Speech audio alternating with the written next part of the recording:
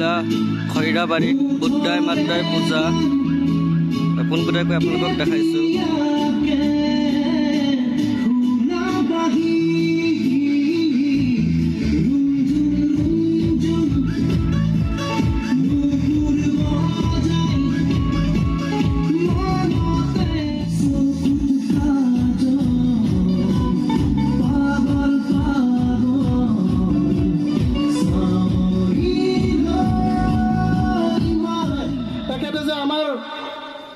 এই সভাখনত বা এই উৎসৱত আহি যে উপস্থিত হৈছে তাৰ কাৰণে আমি তেখেতক বহুত বহুত ধন্যবাদ জনাইছোঁ।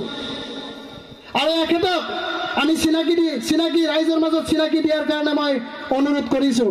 এই হৈছে আমাৰ মেঘালয় সদূৰ মেঘালয়ৰ পৰা ৰূপচান বৰ্মন।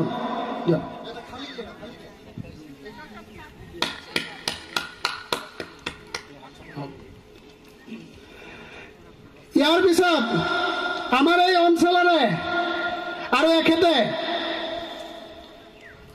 বহুত জায়গাত তেওঁ আমি কেইটামান ফিল্ম দেখিবলৈ পাইছোঁ। এই ফিল্মত তেখেতে জনপ্ৰিয় হিচাপে উঠিছে। আমাৰ অঞ্চলৰ বা আমাৰ এই গাঁওখনৰ এটা সুনামি আনিছে। এখেত হৈছে আমাৰ ৰুবুংচা বড়ো। এখেতকে আমি চিনাকি দিয়াৰ কাৰণে অনুৰোধ কৰিছোঁ আৰু আমাৰ জাতীয় যি ডুমাৰে চিনাকি দিয়াৰ কাৰণে মই অনুৰোধ কৰিছোঁ। আৰু ইয়াৰ লগে লগে আমাৰ ঠিক খন্তেক পিছতে মোক অলপ আগত অৱগত কৰাইছে আমাৰ BTRৰ মুখ্য কাৰ্যবাহী সদস্য গোবিন্দ বসুমতাৰী ডাঙৰীয়া। তেখেতে ঠিক 4টা বজাৰ লগে লগে আমাৰ এই সভাখনত উপস্থিত হ'ব। আৰু আপোনালোকে যাতে অলপ ধৈৰ্য সহকাৰে যাতে অলপ সময় আসন গ্ৰহণ কৰে তাৰ কাৰণে মই অনুৰোধ কৰিছোঁ। আৰু ইয়াৰ লগে লগে আমি সকলোৱে মনোৰঞ্জন কৰি যাতে আমি এই যি বুদ্ধাই মাদ্ৰাই যি জাতীয় উৎসৱ এই উৎসৱটো যাতে আমি মনোৰঞ্জনেৰে যাতে আমি পালন কৰিব পাৰোঁ তাৰ কাৰণে এই মনোৰঞ্জনৰ কাৰণে আমি সদূৰ মেঘালয়ৰ পৰা আমি আমন্ত্ৰণ কৰিছোঁ আমাৰ ৰূপচান বৰ্মন। আৰু আমাৰ এই অঞ্চলৰ বা এই গাঁওখনত এটা সুনামী ছিংগাৰ বুলি ক'লেও ভুল নহ'ব। এখেতে আমাৰ ৰুবুংচা বড়ো। এখেতকো আমি আমন্ত্ৰণ কৰিছোঁ। এওঁলোকে আমাক গীতৰ হৰাই এওঁলোকে আমাক ধুনীয়া এটা মনোৰঞ্জনেৰে আমাক একেলগে আমি এনজয় কৰিম বুলি আমি আশা ৰাখিছোঁ। এতিয়া আমাৰ ৰূপচান বৰ্মন নাখৰি গাম নাই পুচু মাছ পূজাৰে চালো চিঙাৰি গাম নাই মেদাই চিঙাৰি গাম নাই পুচু মাছ পূজাৰে চালো চিঙাৰি গাম নাই মেদাই চিঙাৰি গাম নাই বাইতো দঙাই বুদাই মেদাই নাখরি গাম। বিগত আজকে থেকে না বাপ দাদা পর দাদা যত আমলগুলি চলে গেল যাওয়ার পরেও বিগত কতগুলি জাতি সরকারের হাতে সরকারে কোনো খোঁজ নেই কোনো পাত্তাই দেয় নাই। তারপরেও এই আমাদের আসাম সরকার প্রমোদ বড়ো সারে আমাদেরকে যে এই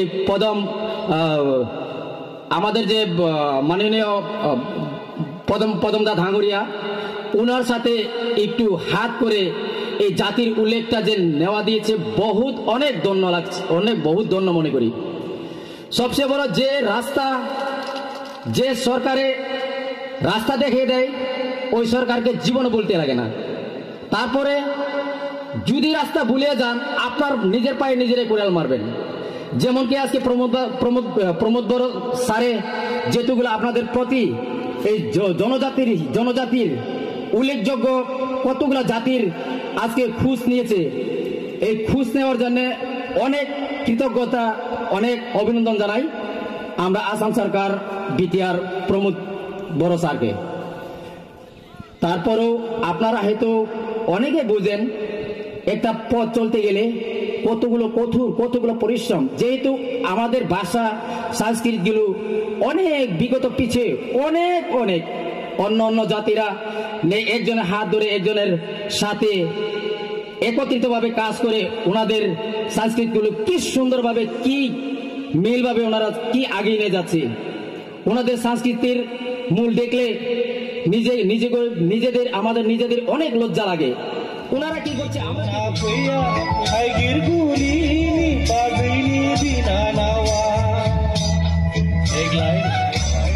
देग्लाय बैसागुआव फैगोन आफैया थाइगिर गुरिनि बाजैनि बिनानावा तेरी बाहों में बीते हादसा ये बापा ये दिखाया नहीं क्या हुआ तेरा वादा वो कसम वो ये राधा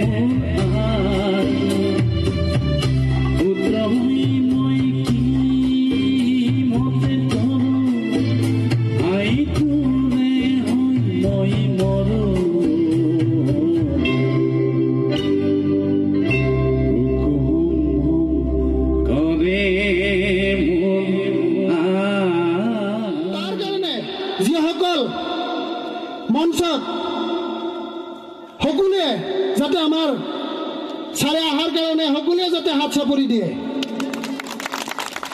কাৰণ ছাৰক আমি বহুত বহুত ধন্যবাদ জনাইছোঁ। এতিয়া আমাৰ চিনাকি পৰ্ব, কাৰণ আমাৰ যি জাতীয় উৎসৱ, এই উৎসৱ হিচাপে আমি প্ৰত্যেক বছৰে পালন কৰি আহিছোঁ। আৰু আজি আমাৰ এই জাতীয় উৎসৱত আমাৰ উপ মুখ্য কাৰ্যবাহী সদস্য গোবিন্দ বসুমতাৰী ছাৰ আহি পাইছে। তেখেতক আমাৰ জাতীয় যি দুমা, এই দুমাৰে আমি সম্বৰ্ধনা জনাৰ কাৰণে আৰু চিনাকি দিয়াৰ কাৰণে মই অনুৰোধ কৰিছোঁ। এই হৈছে আমাৰ মহিলা সমিতিৰ সম্পাদিকা বিনীতা বৰ্মন।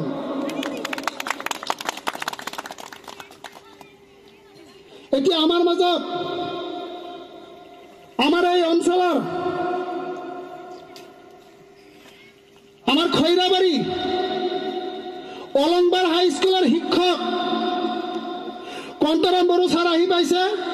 তেখেতক চিনাকি দিয়াৰ কাৰণে মই অনুৰোধ কৰিছোঁ আমাৰ বিনীতা বৰ্মন ডাঙৰীয়ানীক।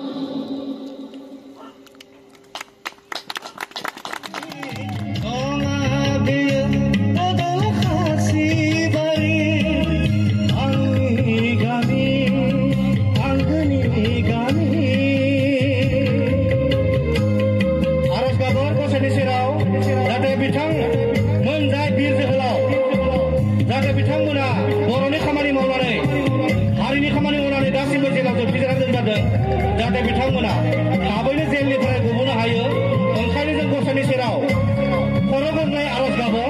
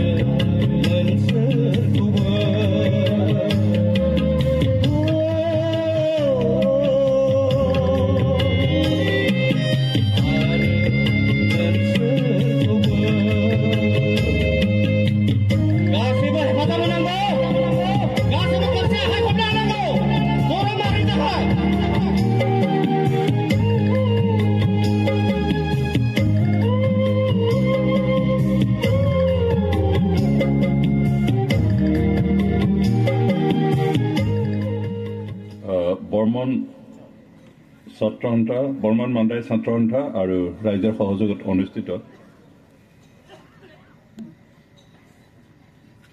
পঞ্চম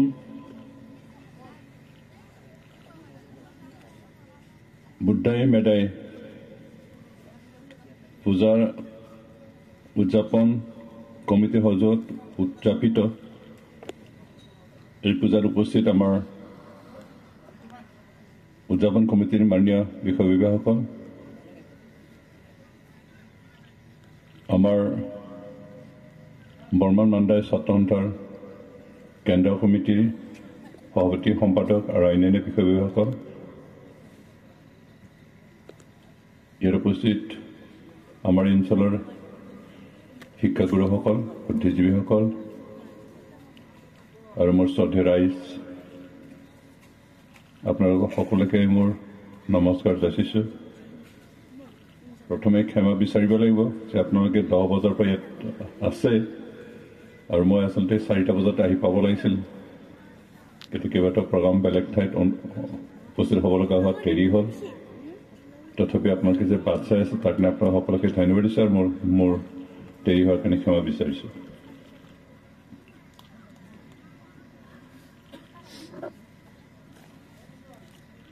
আমাৰ বৰ্মন জনগোষ্ঠীৰ যিখিনি খৈৰাবাৰী আৰু তামোলপুৰত আছে তামোলপুৰ বিশেষকৈ গুৱাহাটী অঞ্চলত সংখ্যাত খুব তাকৰ গোটেই অসমত আমাৰ বিটিআৰ অঞ্চলত খুব বেছি যদি 25,000 মান হ'ব চাগে তাতকৈ বেছি নাই আমাৰ বিটিআৰ অঞ্চলত যিমান জাতি জনগোষ্ঠী তাৰ আছে তাৰ ভিতৰত হয়তো আপোনালোকে প্ৰায় শেষত বুলি ক'ব লাগিব আমাৰ সবতকৈ কম জনসংখ্যা থকা জনগোষ্ঠী হিচাপে আমাৰ বৰ্মন কছাৰী আৰু হাজং কছাৰী হাজং যিটো জনগোষ্ঠী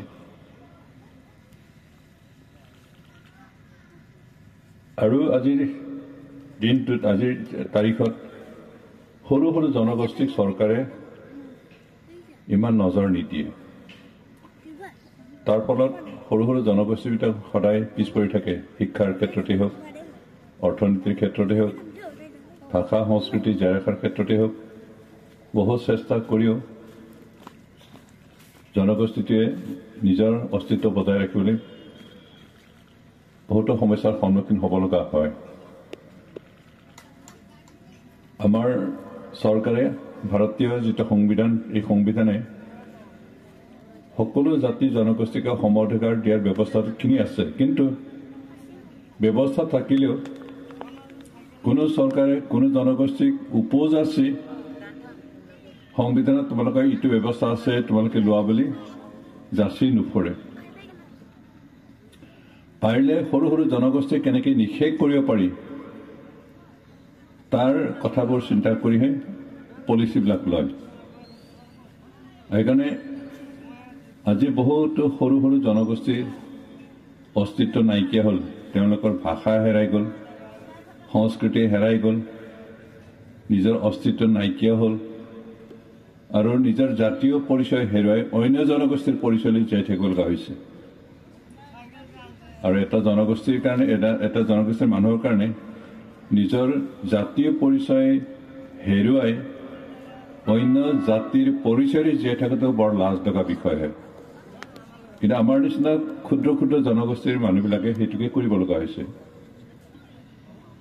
আৰু বৃহৎ জনসংখ্যক থকা উন্নত জনগোষ্ঠীবিলাকে এনেকুৱা সৰু সৰু জনগোষ্ঠীক আগুৱাই আহিবৰ কাৰণে কেতিয়াও কাম নকৰে তেওঁলোকে কেনেকৈ পাৰে সেই সৰু জনগোষ্ঠীক নাইকিয়া কৰিবৰ কাৰণে নিজৰ জনগোষ্ঠীৰ লগত বিলীন কৰি ৰাখিবৰ কাৰণে চেষ্টা চলোৱা দেখা গৈছে যাৰ ফলত আমি বড়ো জনগোষ্ঠী অসমৰ যদিও অৰিজিন মানুহ আমি ইয়াৰ ভূমিপুত্ৰ হয় জনসংখ্যাও যথেষ্ট আছে তথাপিও আমাৰ ভাষা আমাৰ সংস্কৃতি আমি প্ৰায় হেৰুৱাই পেলাইছিলোঁ 1967 চনত বড়ো ছাত্ৰ সন্থা জন্ম নোহোৱা হ'লে আৰু সেই একে বছৰতে plains tribal council of Assam বুলি এটা ৰাজনৈতিক দল জন্ম নোহোৱা হ'লে 1952 চনত বড়ো সাহিত্য সভাৰ জন্ম নোহোৱা হ'লে আজি অসমত হয়তো বড়ো জনগোষ্ঠীৰ বড়ো ভাষাও নাথাকিলহেঁতেন বড়োৰ সংস্কৃতিও নাথাকিলহেঁতেন বড়ো জাতিটোৱে বিলীন হৈ অসমীয়া ভাষী হৈ অসমীয়া হিচাপে যাই থাকিব লগা হ'লহেঁতেন সেইকাৰণে আমি ধন্যবাদ দিছোঁ বিশেষকৈ বড়ো সাহিত্য সভাৰ যিসকলে প্ৰতিষ্ঠা কৰিলে সেই মহান ব্যক্তিসকলক বড়ো ছাত্ৰ সন্থা যিসকলক আৰম্ভ কৰিলে যিসকলে প্ৰতিষ্ঠা কৰিলে সেই মহান নেতাসকল আমি আজি সোঁৱৰিছোঁ তেওঁলোকক সন্মান জনাইছোঁ কাৰণ তেওঁলোকৰ কাৰণে বড়ো জাতিটো এতিয়া জীৱিত জাতি হিচাপে নিজকে প্ৰতিষ্ঠা কৰিবলৈ পাৰিছে তেওঁলোকৰ প্ৰচেষ্টাৰ কাৰণে তেওঁলোকৰ কষ্টৰ কাৰণে আজি অন্যান্য জনগোষ্ঠী সৰু সৰু জনগোষ্ঠীবিলাক তেনেকৈ বিভিন্ন সমস্যাৰ সন্মুখীন হ'ব লগা হৈছে আৰু নিজৰ অস্তিত্ব হেৰুৱাব লগা হৈছে বৰ্মন কছাৰী জনগোষ্ঠীটো যদিও বড়ো মূলৰে হয় আমি ইতিহাস অধ্যয়ন কৰিলে পাওঁ ডিমাচা বড়ো ত্ৰিপুৰাৰ কক বড়োক সোণোৱাল ঠেঙাল কছাৰী মেচ কছাৰী আমি বেলেগ বেলেগ জনগোষ্ঠী নহয় আমি একেই জনগোষ্ঠী কিন্তু বিভিন্ন সময়ত বিভিন্ন জনগোষ্ঠীৰ প্ৰভাৱত আমি ভাগটো হ'লেই নিজৰ ভাষা সংস্কৃতিকো হেৰুৱাই পেলাইছোঁ ক'বলৈ গ'লে বৰ্মন কছাৰী আচলতে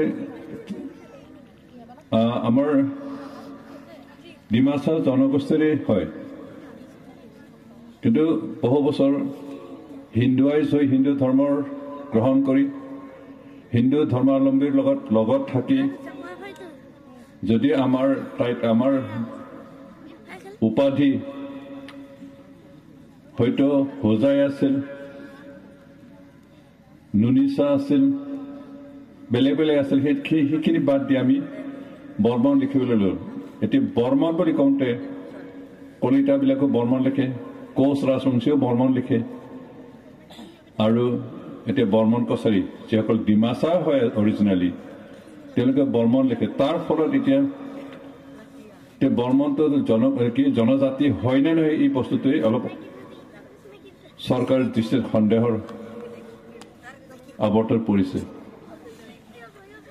আপোনালোকে বহুতে হয়তো ডিমাচাসকলে যি উপাধি লিখে হজাই, নুনিচা, কাৰ্লচা এনেকুৱা ধৰণৰে আছিল, কিন্তু বহু সময়ত আমি হিন্দু ধৰ্মাৱলম্বী লোকসকলৰ লগত থাকি নিজৰ ভাষাটো প্ৰায় হেৰুৱাইছিলোঁ আৰু নিজৰ অস্তিত্ব আমাৰ নাইকিয়া হৈছিল। তাৰ ফলত অন্যান্য জনগোষ্ঠীৰ প্ৰভাৱত আমি বৰ্মন লিখিবলৈ ল'লোঁ। বৰ্মন লিখা মানে যিহেতু কায়স্থ কলিতা বুলি কৈ বৰ্মন লিখে, কোচ ৰাজবংশীসকলে বৰ্মন লিখে। এতিয়া বৰ্মন কছাৰী বৰ্মন, কায়স্থসকলৰ বৰ্মন, কলিতাসকলৰ বৰ্মন, একো ডিফাৰেঞ্চ নাই। আৰু কাৰণে এতিয়া চৰকাৰে বৰ্মন কছাৰীক ST চাৰ্টিফিকেট দিবলৈ দ্বিধাবোধ কৰি আছে। সেইকাৰণে এই গোটেই কথাখিনি আমি ইতিহাসটো অলপ জানিব লাগিব। আমাৰ গুৰি ক'ত আছিল, গুৰিৰ পৰা আমি ক'ত উফৰি আহিলোঁ, এই কথাখিনি উপলব্ধি কৰি আমি গুৰিলৈকে ঘূৰি যাব লাগিব, তেতিয়াহে আমাৰ অস্তিত্ব জীয়াই থাকিব। ক্ষুদ্ৰ ক্ষুদ্ৰ জনগোষ্ঠীৰ কাৰণে জাতিৰ অস্তিত্ব বজাই ৰখাটো বৰ কঠিন।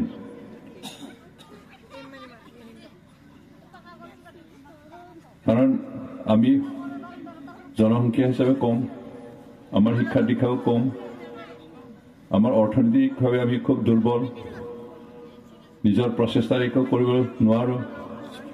চৰকাৰে তেনেকুৱা ক্ষুদ্ৰ ক্ষুদ্ৰ জনগোষ্ঠীক ইমান কেয়াৰ নকৰে, তেওঁলোকৰ সমস্যাবোৰ সমাধান কৰিবৰ কাৰণে আগবাঢ়ি নাহে, তেওঁলোকৰ দাবীবোৰ নুশুনে, কাণসাৰ নিদিয়ে।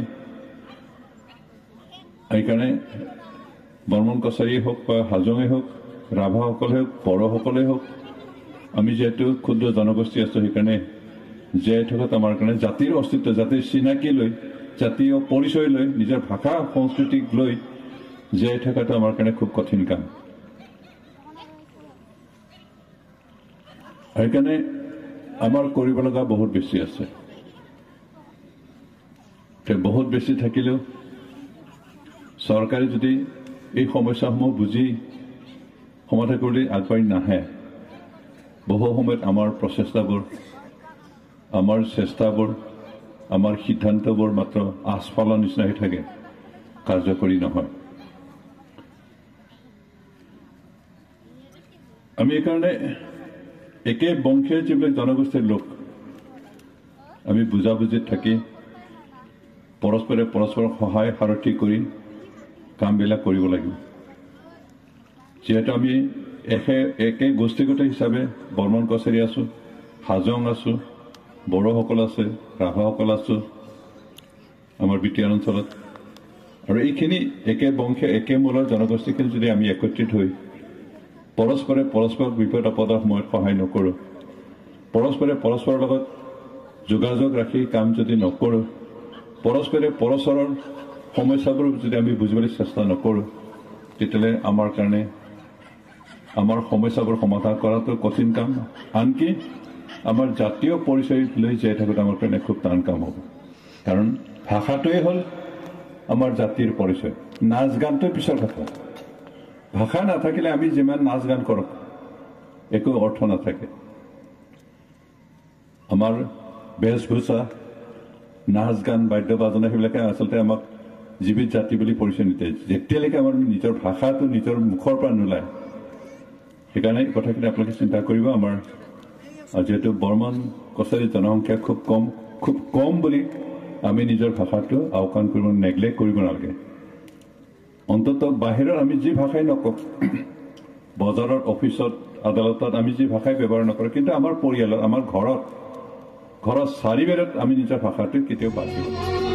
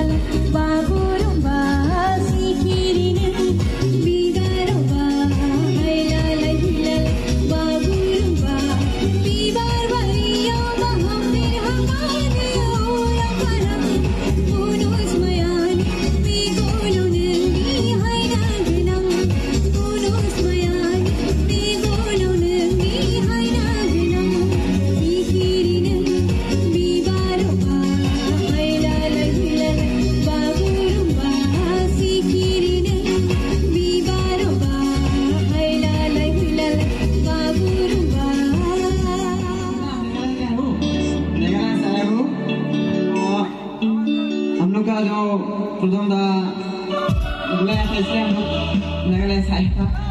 कोई बात नहीं है अपने गाने से